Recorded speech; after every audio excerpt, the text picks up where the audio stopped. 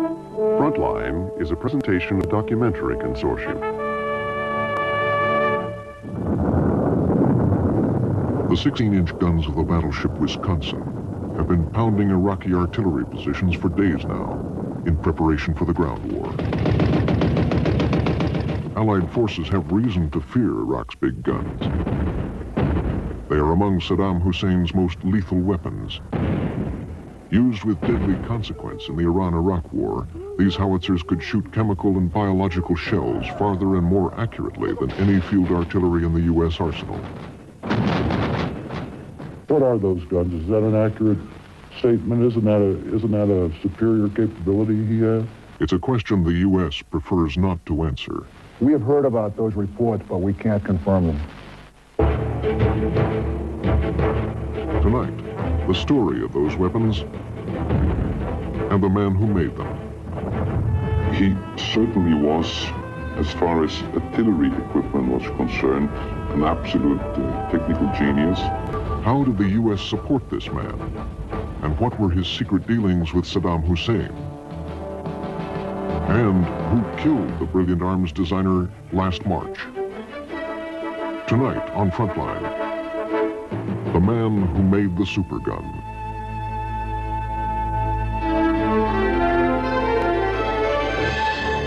With funding provided by the financial support of viewers like you, and by the Corporation for Public Broadcasting. This is Frontline.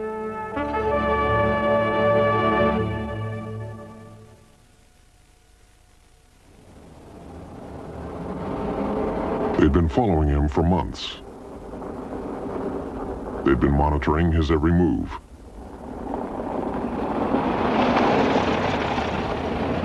Yet as he drove to his Brussels apartment on March 22nd, 1990, Dr. Gerald Vincent Bull had no idea that tonight he was the target of a hit squad.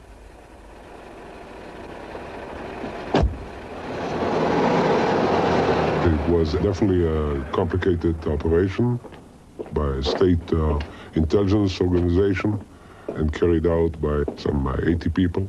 Was outstretched for almost 2 years. For the last time, Gerald Bull rode the elevator to his apartment.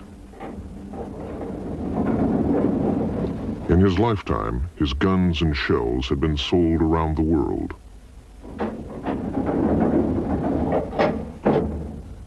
The weapons he designed were known for their deadly accuracy. Now, the knowledge he carried in his head had become too dangerous. His killers were waiting for him on the landing of the 6th floor. As he fumbled for his front door key, he was shot 5 times with a silenced automatic. The execution of Jerry Bull was definitely not a lone assassination, but a state execution of an enemy of the state. He was buried in Montreal. He'd always inspired intense loyalty, and the church was full. Charles Murphy was his lifelong collaborator.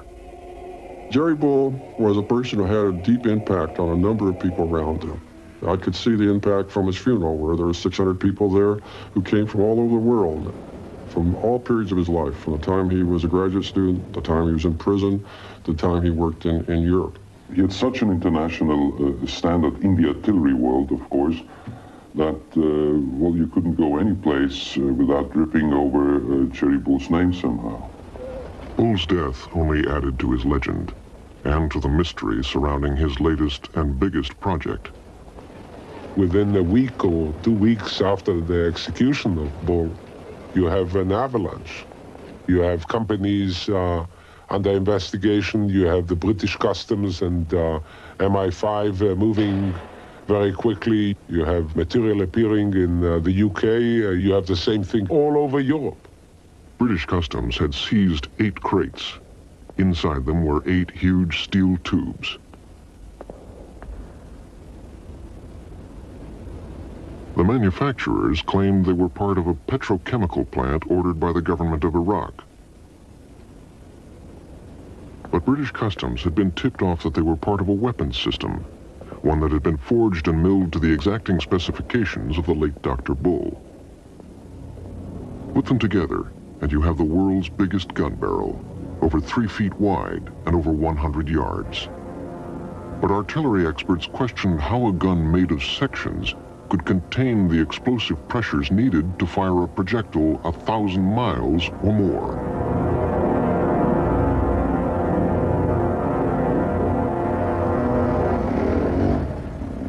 But in Britain's Imperial War Museum, there is a record of such a gun, and there's one man who's actually seen it. As soon as I saw the Supergun, it reminded me of this thing. Major Robert Turp is a self-described gun runner, but in World War II he was a member of MI-10, a British Army intelligence unit. Its task was to assess captured German war material.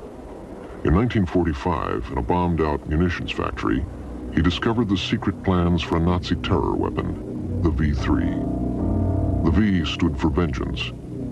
Made from sections, the V3 was 150 meters long. Turp also found parts of a prototype. And it was in bits. It looked like a heap of plumbing. It was a set of tubes, 30mm caliber, each about 2 meters long, that screwed into each other. We took 2 or 3 of these links out and bound them together, and it fired, and the gun didn't blow up. I'm convinced that Bull's design was based on that original design. Turp wrote a technical appraisal of the V3. His report was added to the files of captured Nazi war secrets, filed and forgotten. Somewhere in the War Office there must be a report. I wouldn't be surprised if one of these reports isn't somewhere in the Pentagon. But remember, it was in 1946, 47. In 1946, Gerald Bull was only beginning his journey into the world of ballistics. At the age of 16, he had entered Toronto University as an undergraduate.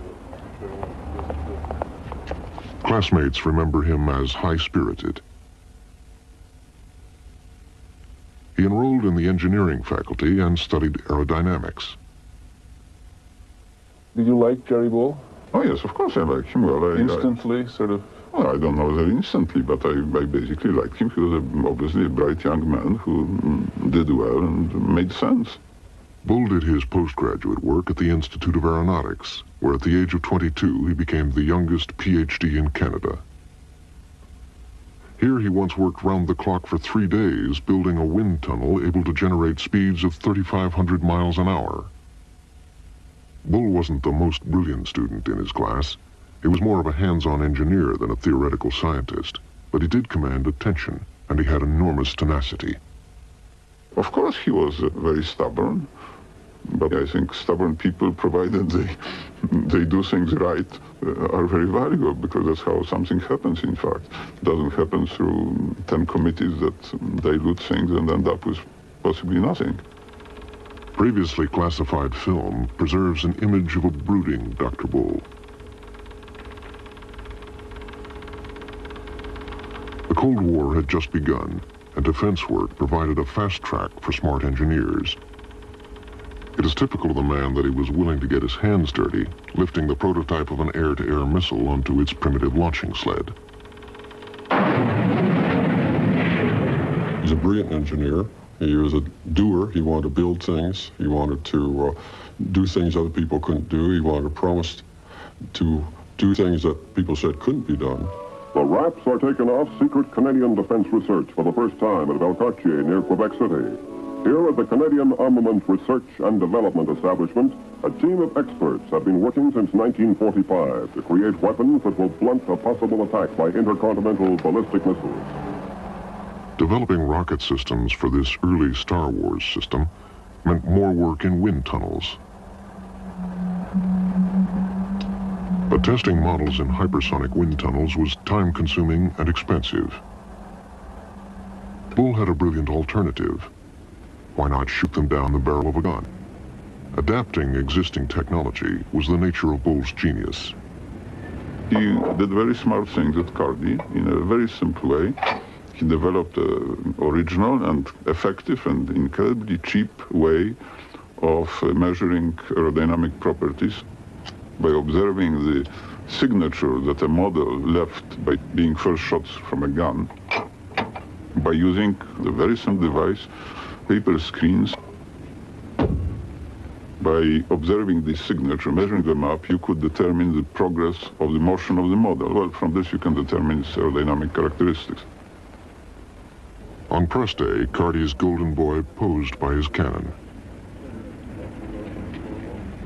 This newsreel, not seen since the day it was shot, captures Bull at the beginning of his lifelong fascination and ultimate obsession with guns and artillery technology. But his chances to test the limits of gun technology came soon after, when he moved to Montreal to head McGill University's Project HARP. The HARP program stands for High Altitude Research Project, and it was a proposal which came out of the studies that Jerry and I made as to what was the peak altitudes that various size guns could shoot to. The man behind the project is McGill's 34-year-old professor of engineering science, Dr. Jerry Bull, an intense, impatient genius who's been working for 5 years on a cut-rate research program. Dr. Bull wanted to blast Canada into the space race by pioneering the use of big guns. In 1963, a U.S. Navy landing craft beached in Barbados.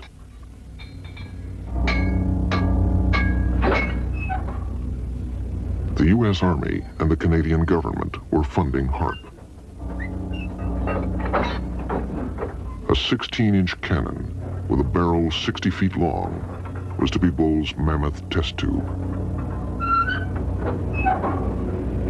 I'm reporting to you from Barbados, where this week McGill University entered the operational stage of its Project HARP, High Altitude Research Program.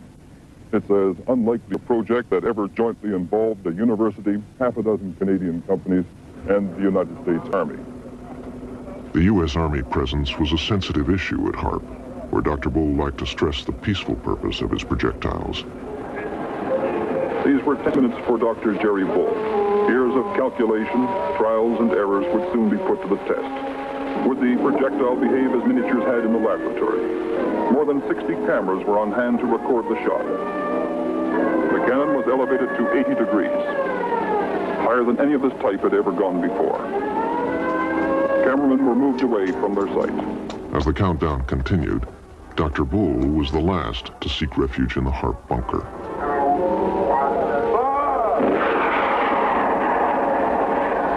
It was hard to avoid questions about the military's interest in the gun.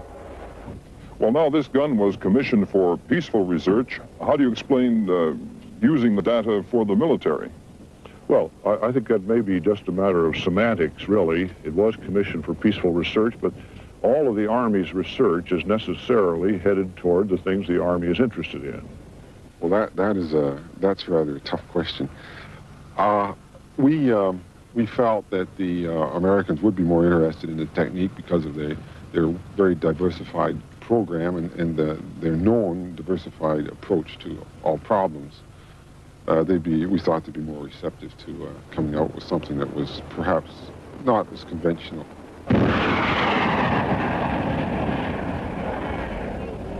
It was during HARP that Bull began searching the military archives for the secrets of Germany's master gun builders of World War I. They had produced a 420-millimeter howitzer called Big Bertha. They'd also designed giant coastal batteries and a long-barreled gun with a range of 60 miles or more.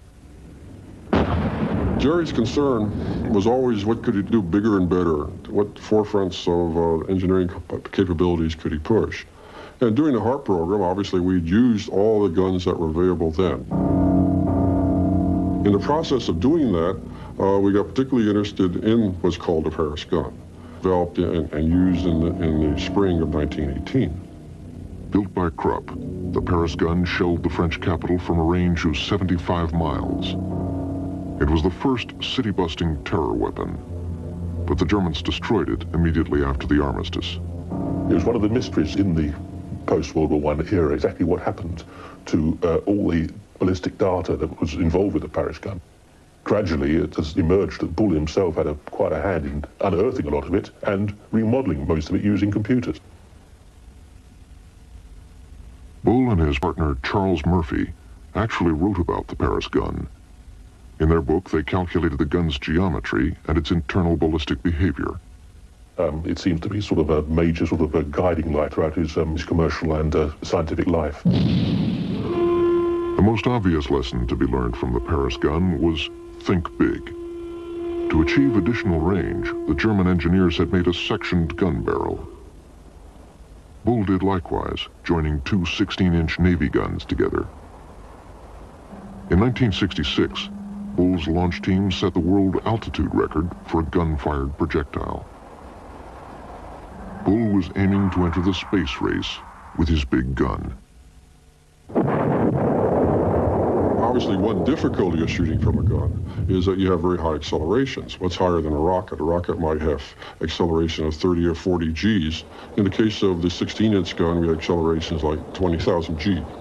So with accelerations that size, you had to worry about designing your payload to withstand it. Unless this problem could be solved, it would be impossible to shoot sensitive electronic packages into space. Simply increasing the amount of propellant would damage the payload and wear out the gun. But doubling the gun's length would halve the acceleration, because the payload would have twice as far to travel to achieve the same speed.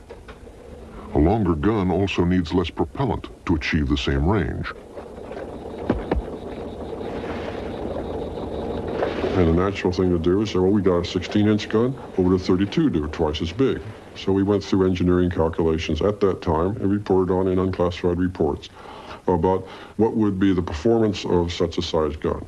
Bull's calculations included guns that were 3, 4, and 5 feet wide. Larger calibers would reduce the G-forces inside the barrel. This was essential if Bull was to achieve his dream of putting a gun-launched satellite into space. Photographs from the time show the strain on Bull. To keep HARP going, he had to please both the Canadian government and the U.S. military. If you want to continue on your research, you have to get your funding from where you can, and if the military are going to put in the funding, that's where you get it from. The weapons application is, if you like, the standard use of guns. I think he was interested much more in the non-standard, but of course, similar to von Braun, he had to work both sides of the technology to achieve his goals. What you put in the projectile was not Bull's concern. And I suspect this HARP project ties up with the gun. A gun that, after all, it can put a projectile into orbit, can certainly put one up and down on the ground somewhere. In fact, he was talking in terms of using 1 meter guns on paper studies from about the mid-1960s. He was talking about 5,500 kilometers ranges with no trouble at all. The Army saw space as the next battlefield, so Bull proposed a special shell to shoot down incoming ballistic missiles. With the Army calling the shots, he also wrote a report that's still secret. It dealt with the homing devices, ballistics, and terminal guidance systems for a gun-launched orbiting nuclear bomb. For the Canadian government, HARP was becoming too militarized. It withdrew its funding. I would say the Canadian government in the first years of 1950s lived up to everything I had expected. That is, we couldn't be as big as the Americans or get involved in that stuff, but we could be the best in what we're doing, and that was important. It was when the idea of having the best of something dropped into being mediocrity and just doing nothing. That's a disheartening thing. In 1967, the big gun fired for the last time. The Pentagon had pulled out in favor of missiles. Bull lost his funding in the U.S. and Canada. I suspect that perhaps he just made too many enemies, because certainly he was not prepared to put up with nonsense. And he cut the red tape in many places, I'm quite sure of that. He's famous for a remark he made on one occasion referring to some of the people in headquarters as cocktail scientists.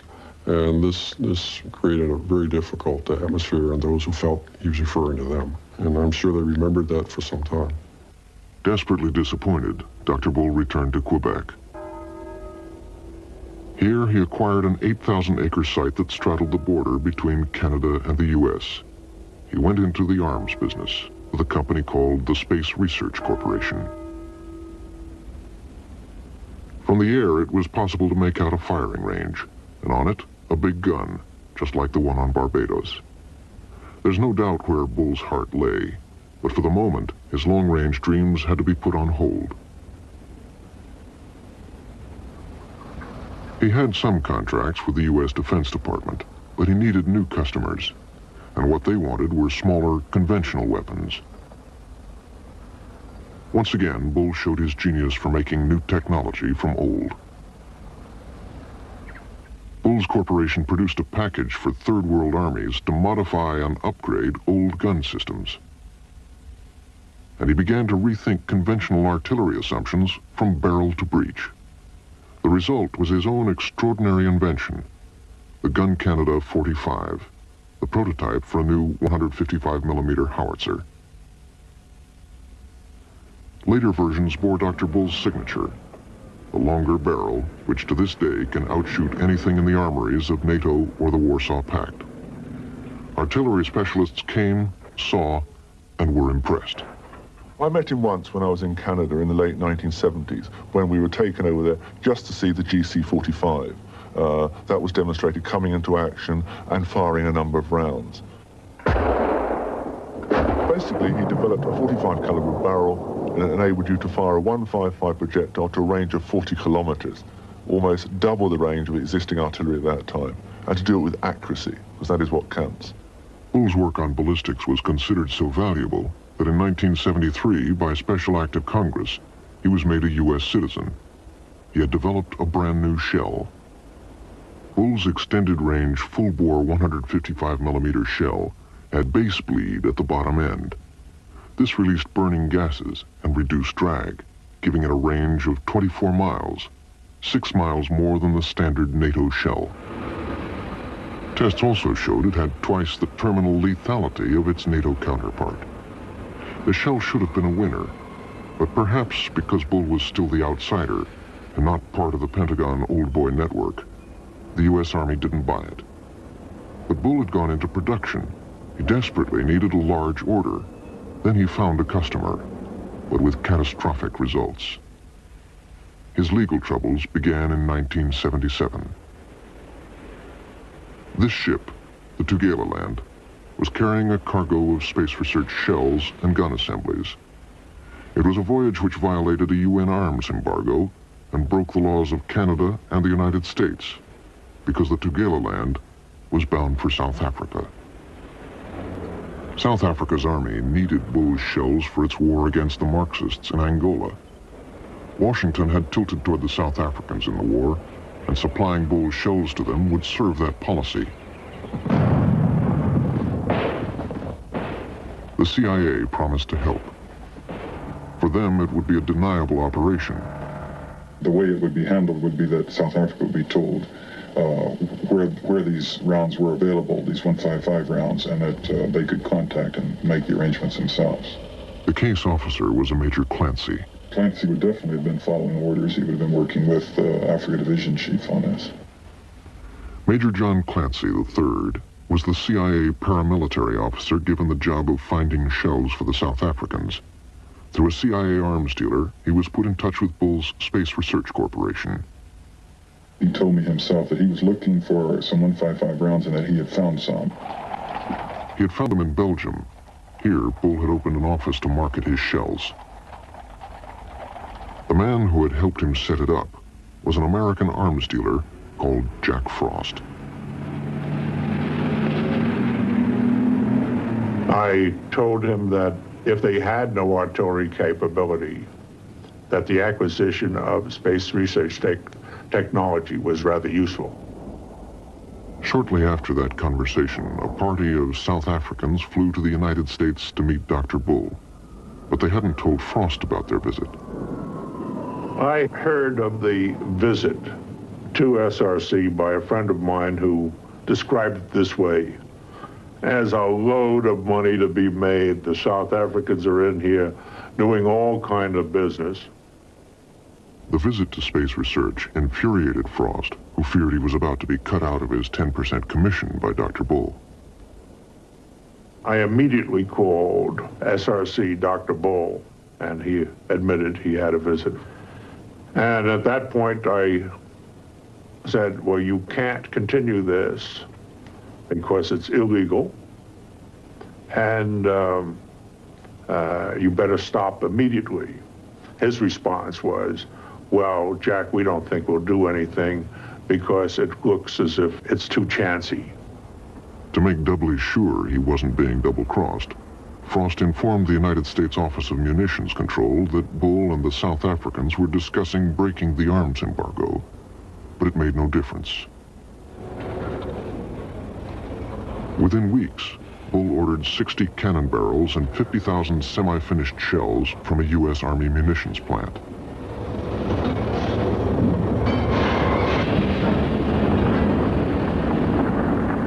Apparently, someone in Washington was pulling strings and cutting red tape. Approval that could have taken months was granted in just 4 days. 4 days is impressive. They gave it a top priority. They concentrated on it and pushed it through. It wasn't put on a back burner. It wasn't committed out. Altogether, Bull smuggled 50,000 shells worth $30 million. He had done so with the apparent knowledge of the U.S. government. But he was transferring more than shells.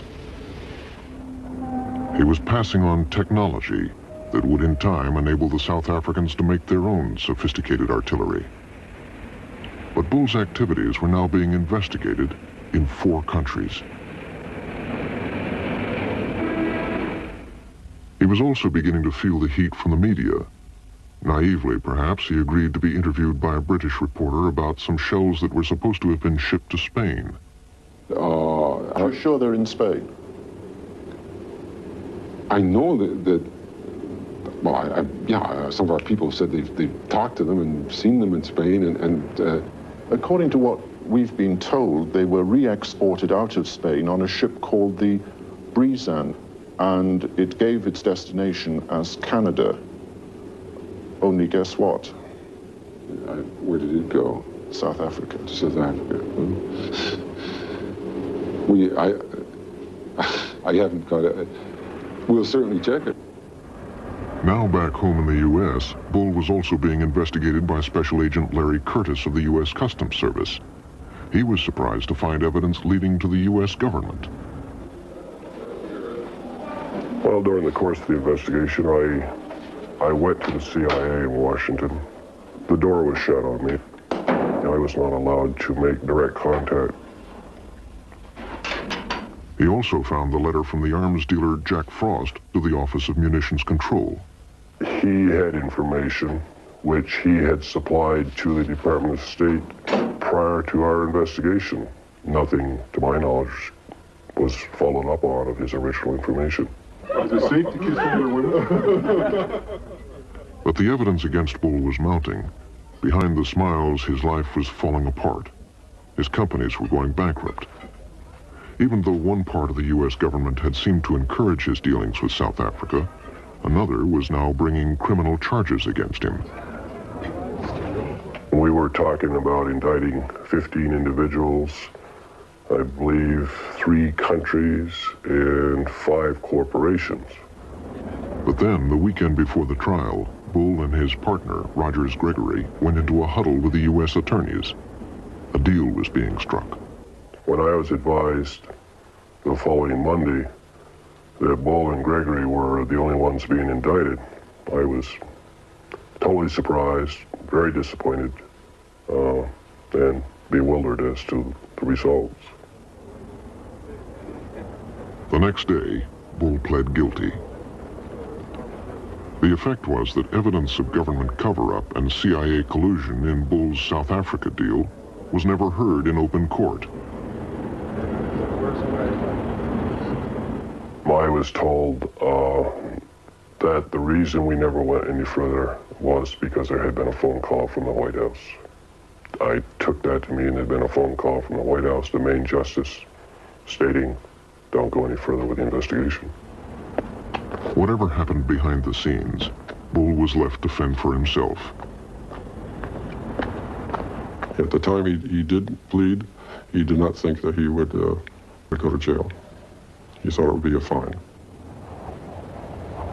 He was very upset by his jail term, and it colored his life emotionally. He felt rejected by Canada and by the U.S. during that period of his life. To the end of his days, Bull was obsessed with what he saw as the injustice of his 4-month jail term. I would say he was not a happy camper. He was very embittered against the United States government and the government of Canada. He made statements to different newspapers that he would never set foot in North America again. After his release, Bull took a Caribbean vacation. He rested up, took stock, and gave vent to his feelings to Canadian television.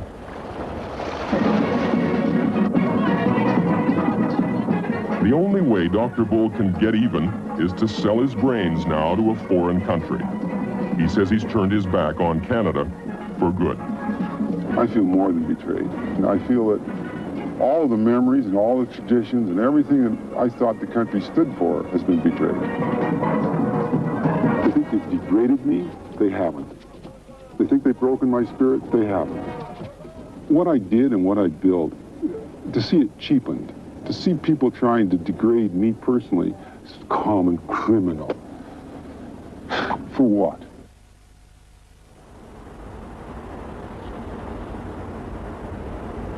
Bull moved to Brussels, to the international center of the arms business.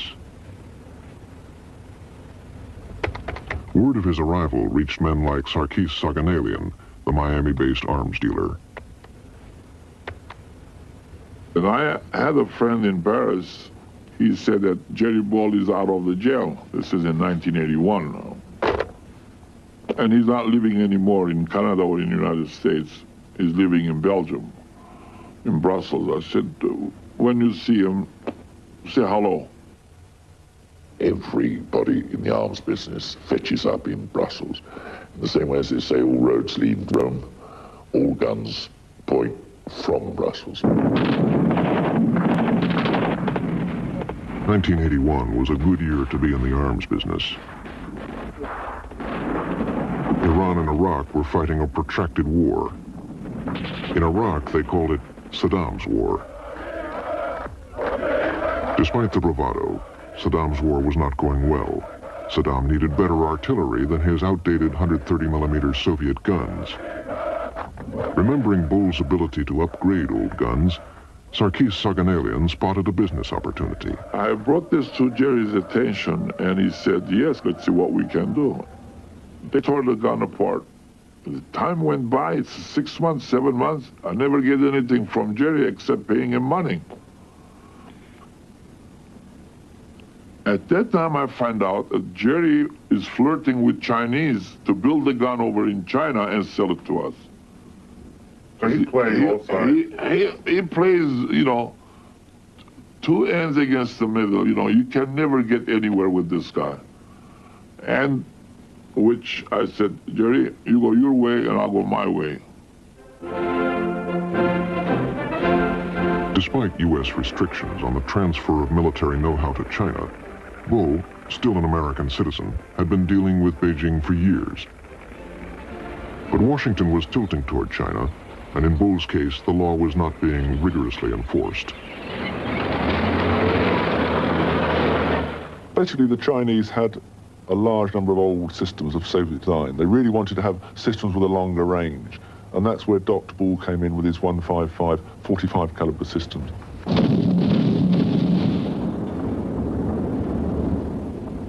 It was the South Africa story all over again. Bull signed a 3.5-year contract to engineer and train the Chinese to manufacture their own 155 howitzers. He did so without a license from the U.S. government to transfer technology.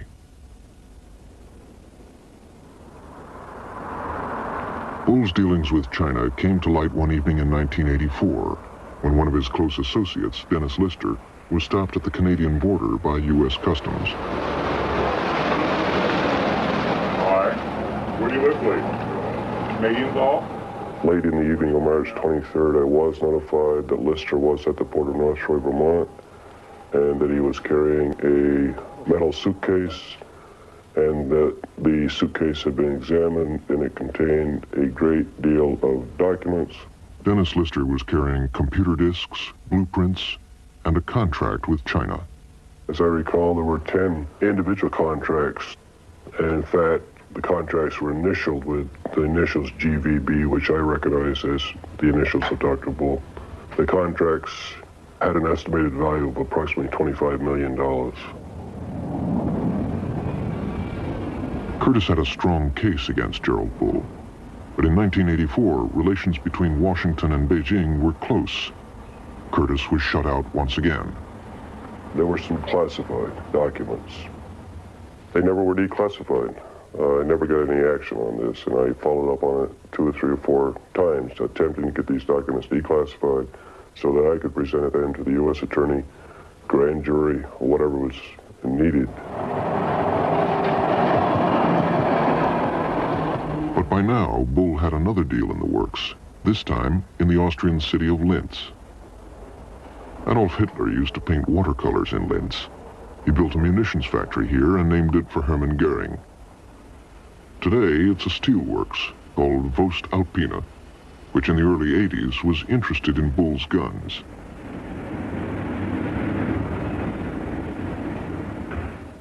Dr. Gerald Bull, he was a very outspoken man. He was an interesting character.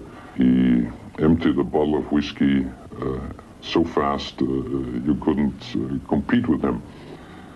On the other hand, he certainly was, as far as artillery equipment was concerned, an absolute technical genius.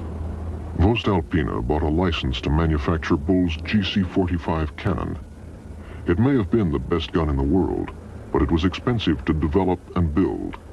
They lost millions. Jerry Bull apparently didn't treat them right when he was selling the technology. Jerry never gives you something complete, you know. If he gives you a cup, either the handle is missing or the edge is not straight round. That's what Jerry was.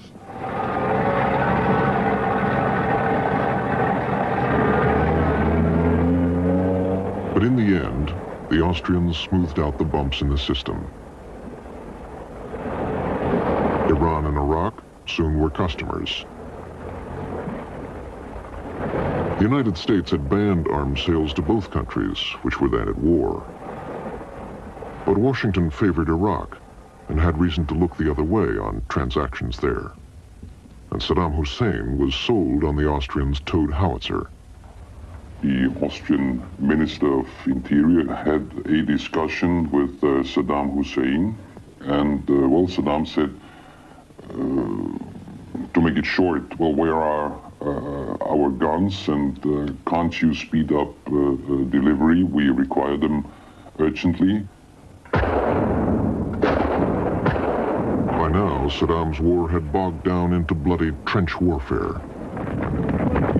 This is where artillery is king of the battlefield. Saddam Hussein ordered 200 of the Austrian guns and used them to great effect. Bull's reputation with the Iraqis was so high that by the late 80s, his draftsmen were busy at their drawing boards, designing 2 brand new guns for Saddam Hussein. They had towed artillery, which does have some battlefield limitations. So he developed 2 new self-propelled artillery systems, a 155 and a 210 millimeter, and both of those were shown for the first time in Baghdad last year. The 210 is the longest range self-propelled artillery system in the world. It goes out to 57,000 meters.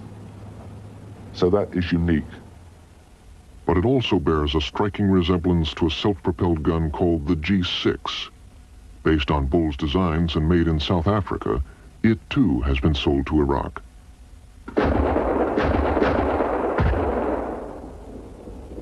The The South Africans have also sold 200 of these to Iraq. It's the G5, a direct copy of Bull's own GC-45. We have clear evidence that American technology has been illegally exported to South Africa. From there, it has been re-exported to terrorist nations, to Iran, to Iraq. Congressman Howard Wolpe's House Foreign Affairs Subcommittee investigated Gerald Bull's dealings with South Africa and the U.S. government's involvement. The bottom line here is that because we have been so lax in our enforcement of American laws, we are now finding American-made technology in the hands of the Iraqi forces that are pointing their cannon at American soldiers. I mean, that's outrageous. Bull's guns can fire high explosive, chemical, biological, and possibly nuclear shells. They fire farther and are more accurate than Allied guns.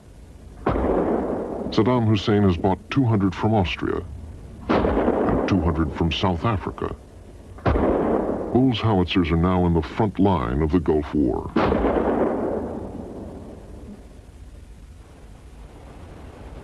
But to Gerald Bull, this was simply a means to an end. Although the big gun was abandoned on his Canadian testing range, he had not forgotten about it. To revive the project was his pet ambition. All he lacked was the money. And when he drank, he talked of superguns. The more whiskey he drank, the more he started talking about the idea of producing a supergun. You see, the more whiskey he and my colleagues drank, the farther the gun shooted. But in the end, it was about 1,000 kilometers. But they also said technically speaking and theoretically speaking, you could even produce a gun which shoots 2,000 or 3,000 or whatever kilometers. But this was a time when I normally went to bed. Gerald Bull had his own bedtime reading. He was going back to World War II, back to the V-3 terror weapon, and everything he could find out about it. In the process, he unearthed Major Terp's long-lost report. Quite by accident, I found him staying in the same hotel that I always used when I went to Brussels. And naturally, we used to meet occasionally in the evenings, coming down the lift, and we'd sit and talk and scribble on bits of paper. And we would discuss various features of guns, long-range guns, because I knew by that time that Bull was only interested in long-range guns. He said, of course, you knew the German gun. Well, I did know the German gun. Not all that well, but I think I'm probably the only one that ever fired the thing. Early in 1944, the Germans built the full-size version of Terp's gun at Pas-de-Calais, 95 miles from London. Thinking it was something else, the RAF fortuitously bombed it. When Allied troops finally overran the site, they found the gun in ruins. To be on the safe side, British troops blew it up again, but not before a war artist had produced this impression. It showed that the Germans had sectioned the gun barrel to control the internal pressure. In an ordinary gun, what in fact you're doing, you're hitting the projectile with a hammer, a very heavy hammer, to send it out, rather like you hit a golf ball with one bang. Under this system, you would rather push it at a gathering momentum. Let's say your pressure will be kept up behind the shell for its full length of barrel travel. Bull's fascination with superguns would finally bring him back to the United States. In 1985, the Defense Department wanted to hear his ideas about a big gun. Gerald Bull was an essential ingredient to any program such as this, and in my opinion, if an activity like this were going on, wild horses would not keep Gerald Bull from being in the middle of it. This was his pride and joy. Jerry Bull came to Washington armed with volumes of data about the application of his gun. Fred Quell, who was there, still has the visual aids with which Bull illustrated his talk.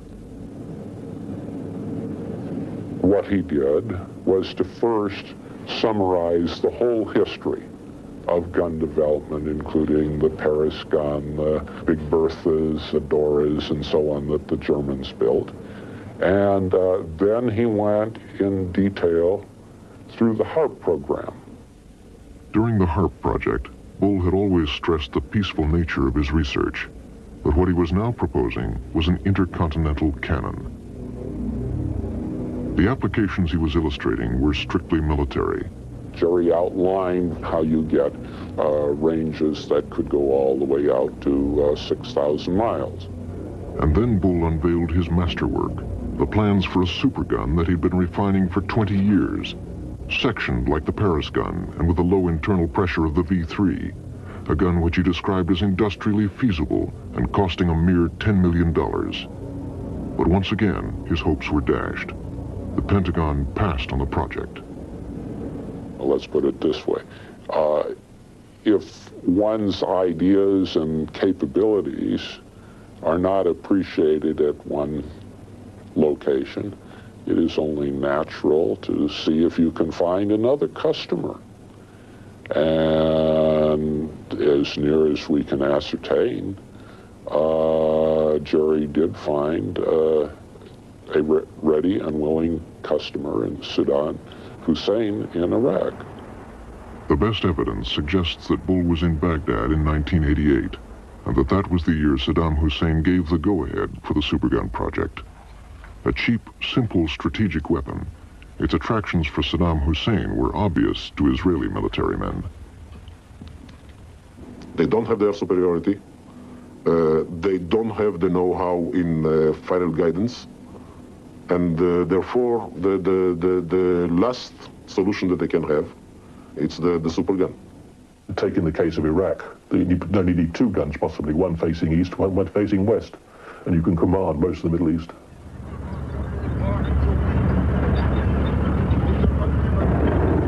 For Saddam Hussein, the supergun could do everything his missiles and Scuds could do, raining high explosives onto enemy cities. Unlike Scuds, the shells from a supergun could not be shot down by Patriot missiles, and they would need no complicated electronic guidance system. We're not talking about pinpoint accuracy, we're talking about accuracy of hitting a city. In Tel Aviv, for taking a prime target, everything is compressed into a relatively small area, and it's a relatively small target, and it could be neutralized relatively quickly. It would be literally the famous bullet that fires in the air. In this case, it wouldn't be where it lands. I know not where. You would know exactly where it was going to land. Building a supergun was a cloak and dagger operation. To conceal his true purpose, Bull subcontracted different sections of the supergun to different factories. Word got around that he was looking for people with the right skills. He asked me to find two highly qualified workshop engineers, that's to say men that were used to producing heavy, large caliber barrels. I believe he was offering these men something like $30,000 or $40,000 a month. The huge tubes that made up the barrel were engineered in England. The trunnions, or supports for the barrel, were found in Greece. Pipes, pumps, and valves from Switzerland made up the recoil system. 75 tons of steel parts forged in Italy formed parts of the breech. Altogether, companies in 8 countries were involved. Now, Dr. Bull spoke to me about powder, and he was obviously very interested in the types of powder used. In a gun like this, you will want a comparatively slow-burning powder. Bull's powder was made at a factory in North Belgium. The workers were paid extra money, and the work was done in great secrecy. But then the factory's parent company went broke and was taken over by a British company headed by Dr. John Pike. When Pike entered the headquarters of his new acquisition, he found a highly suspicious contract in the company's files. It was the contract for the supply of 2 types of a particular gun propellant. The gun propellant was not in itself unusual. It was the sort of propellant that could be used for a number of different systems. However, what was unusual was the actual physical size of the pieces of propellant that were to be supplied. Pike also came across a memo written to Dr. Bull by his associate Dennis Lister. In it, Lister detailed the test results for two kinds of propellant. The Belgian factory had been making propellant for two systems, one 350-millimeter prototype and a huge 1,000-millimeter gun. That's a 39-inch diameter. The story is that the System 350 propellant was intended to be used as the propellant for this experimental gun. Once the experimental gun was working, then the 1,000-millimeter system gun could be finally designed. Its propellant could be finally designed. The tubes seized in England came in two sizes, 350-millimeter and 1,000-millimeter. Reportedly, the 350 had been tested in 1989. Later that year, a firm order was placed for the 1,000-millimeter propellant.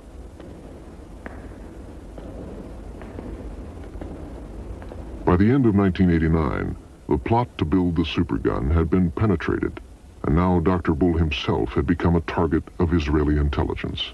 Carrying all his knowledge with him and not cooperating with too many people definitely was a key strategic point that if you take him out, you are losing control of the entire system.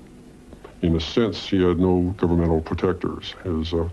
His government, his birth, had rejected him, and the government whose passport he carried had imprisoned him. He was, in a sense, vulnerable from a standpoint of being a person who would not have a lot of people concerned if he was killed.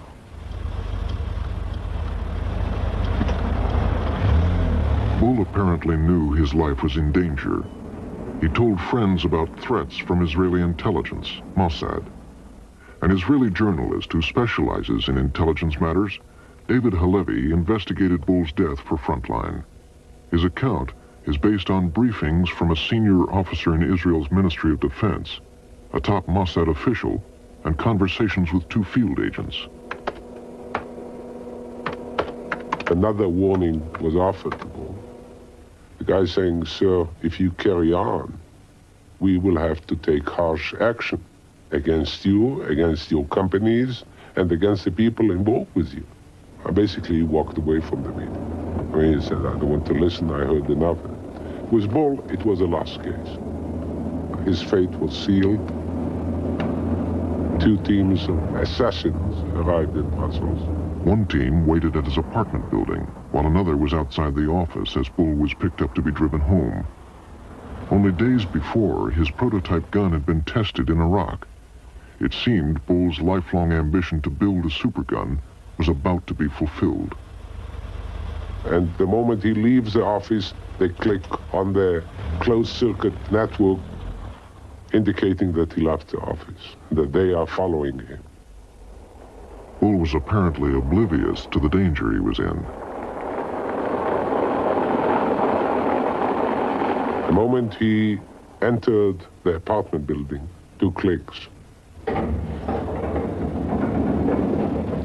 And while he is going up to the 6th floor, the team that was in the apartment building, waiting in ambush, is rushing to the 6th floor through the emergency staircase, not using the elevator. Jerry Bull and the team appear together at the entrance to his apartment. One guy opens fire, 5 shots. You don't hear any noise. The only thing you will hear is a whoop, whoop kind of noise. And they're gone. According to Halevi's sources, the hit team was driven to the train station in Brussels and took the first train out of town to Germany. It had taken 5 bullets to end the plot to build the Supergun. But Bull's legacy remains in the Gulf. At least 500 of his advanced 155mm howitzers, the best ever built, stand ready to be used by Saddam Hussein against Allied troops. And the Supergun, will its design like the great guns of World Wars I and II, be rediscovered to be built by another Gerald Bull.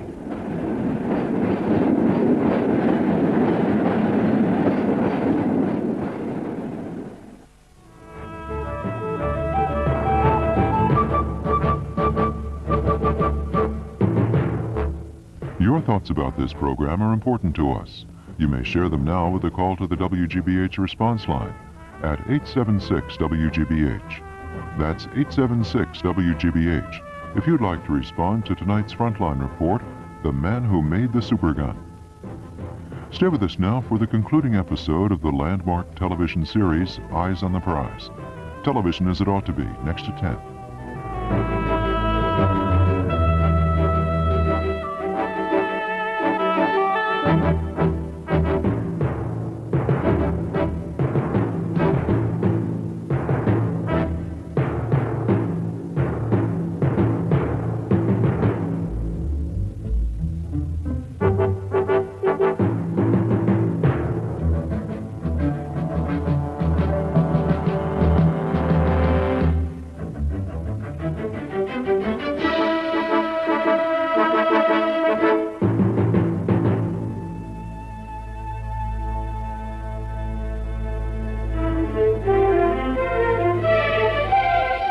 Funding for Frontline is provided by the financial support of viewers like you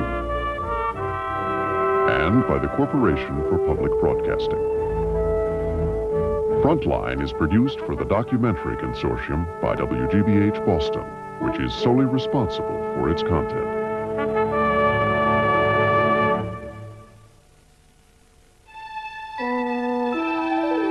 This is PBS.